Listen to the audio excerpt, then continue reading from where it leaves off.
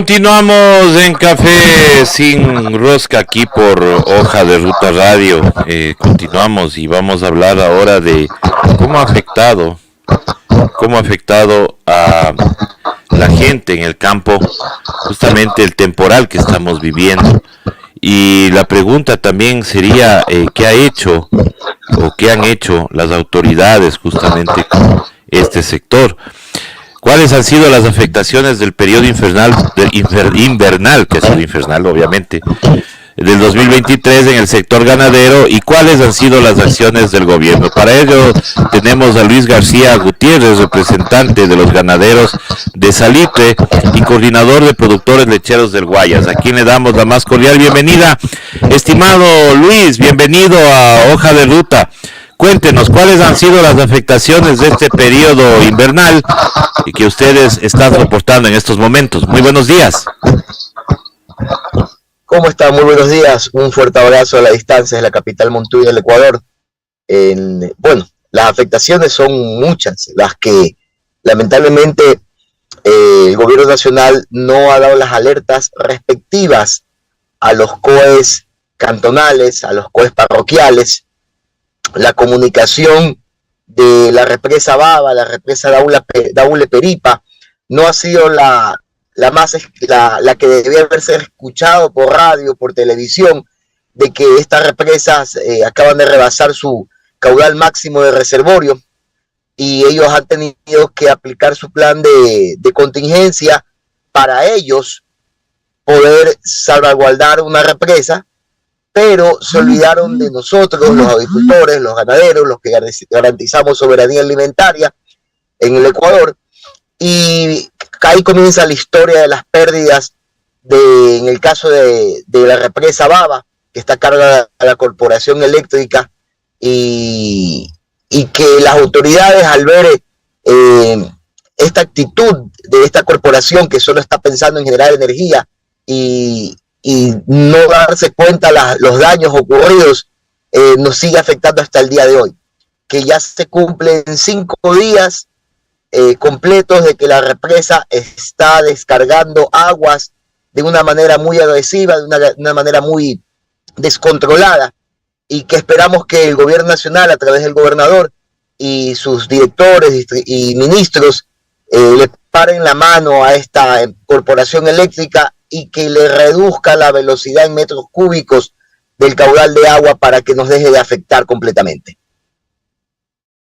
Y lo que nos cuenta, pues claro, no nos sorprende porque lo que menos hay en este país es prevención, y sabiendo que estamos en este periodo bastante fuerte invernal, que no se hayan tomado las medidas, pues preocupa bastantísimo, porque nos estamos arriesgando a que haya una escasez de alimentos por las pérdidas que pueden existir en su sector.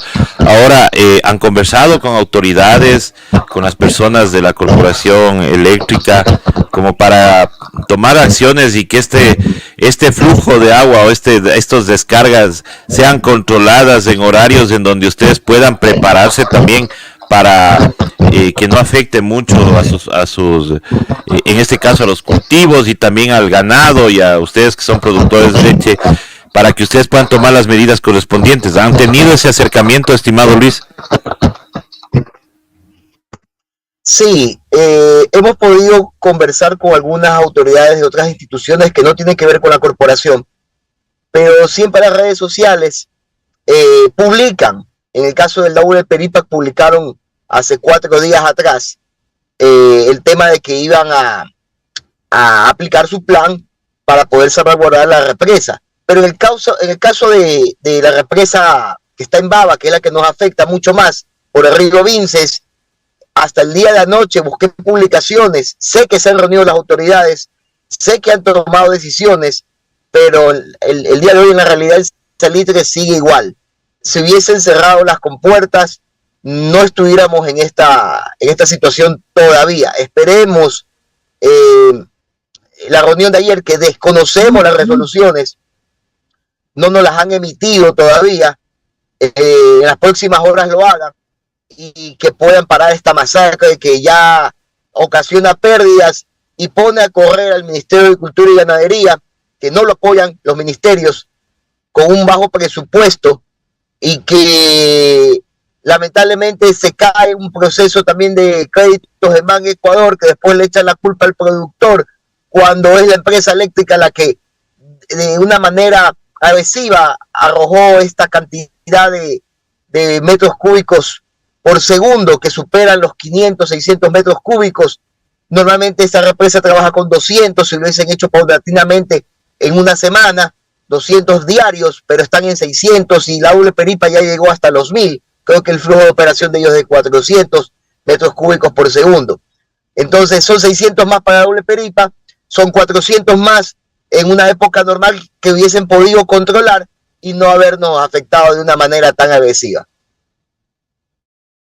Agresiva en esta temporada y todavía no se llega al fenómeno del Niño, que también se prevé que va a ser agresivo. Ahora deberían reunirse con los COEs, con cantonales, provinciales, para prepararse para esta época, estimado Luis, porque ahí sí creo yo que amerita que ya haya que esto, como por último, no dejar pasar, obvio, pero que sea como un inicio para un buen plan de prevención, ya que a mediados de este año pues se prevé un fenómeno del Niño agresivo. ¿Han planteado ustedes de eso, estimado Luis? Nosotros hemos conversado tanto con los alcaldes salientes y entrantes, hemos mandado información a nuestro gobernador. Sabemos que está activado a través del ERFEN de gestión de riesgos, van a comenzar a trabajar en los planes, pero un ejemplo de qué sirve crear un plan de contingencia, y en el caso de la corporación, que haga el mejor plan en el Ministerio de Cultura y Ganadería con nosotros, si viene la corporación y nos hace pedazos por no haber controlado paulatinamente, es decir, manda, discúlpeme al carajo todo el trabajo que se viene construyendo con ellos. Yo siempre me ratifico en el tema, al Ministerio de Cultura y Ganadería, que es el ente rector, que es nuestro techo, nuestra casa, en el tema agropecuario, las demás instituciones no la apoyan, hacen sus propias agendas y se olvidan de la agenda del que les da de comer todos los días, desayuno, almuerzo, merienda y cena. Es decir, es una desgracia completa ver esa descoordinación y esa poca inversión pública mientras el dinero está fuera en una reserva. Debería de invertirse dentro del país. El MAN necesita 150 millones para poder sacar adelante con más planes, programas y proyectos, y lo más importante, tener una reserva estratégica que no la tiene el gobierno, porque el gobierno anterior decidió terminar la Unidad Nacional de Almacenamiento y entregar esta reserva estratégica a la empresa privada, y hoy en día la empresa privada la compró y hay otra que todavía está en litigio.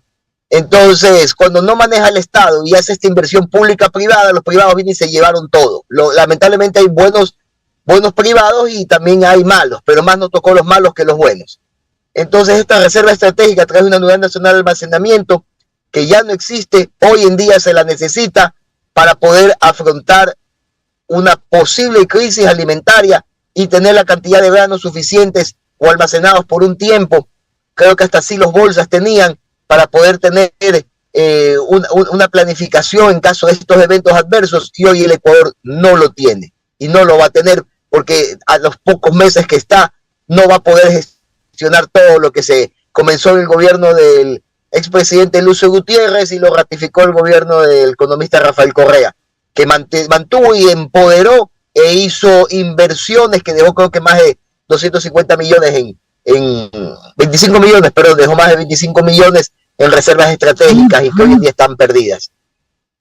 Una pena, un fuerte abrazo para mi parroquia General Bernaza, Junquillal, más de 9 sectores afectados, Santa Margarita, La Florida, Hacienda Nueva, Mastrantal, Las Ramas, Roselena, El Cañón, Vijaguagua, Chapelí, en Junquillal, Pechiche, Morocho, La Pelea, Paipal, Tintal, La Clemencia, Rincón Grande, y en Salitre y la cabecera cantonal, nuestra cabecera, sumado a la Bélgica y Los Sauces, que son las comunidades que en mi cantón han sido afectadas y que ya hay pérdidas en el cultivo de arroz y en pastos. Hemos activado ya con el MAC, que es coordinación interinstitucional que tenemos con ellos para ver cómo nos pueden ayudar con alimento, con banano de rechazo, con silo.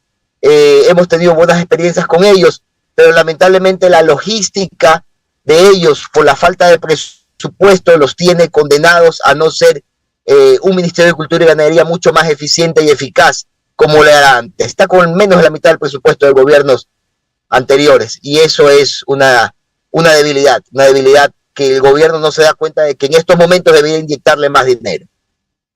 Debería inyectarle más dinero, debería hacer una coordinación especial con los otros ministerios para que apoyen al Ministerio de Agricultura y Ganadería. Estimado Luis, quiero agradecerle por haber estado con nosotros, nuestro saludo y solidaridad también a todos los pobladores de Salitre y sus alrededores. Muchísimas gracias por estar con nosotros, y queda la preocupación de que, primero, aquí hay algo real, algo de una persona que vive el día a día, que nos está diciendo, no hay una unidad de almacenamiento, se la entregó a la empresa privada.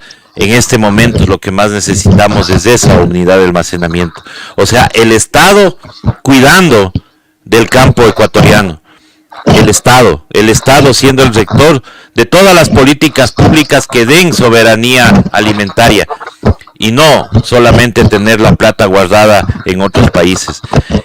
Y aquellos que se endeudaron en este momento en el Ban Ecuador, esperemos que también sean partícipes de los incentivos y de las condonaciones de deudas, porque ahí están las afectaciones que ha dado esta estación invernal, y obviamente no van a poder pagar porque sus productos se están perdiendo.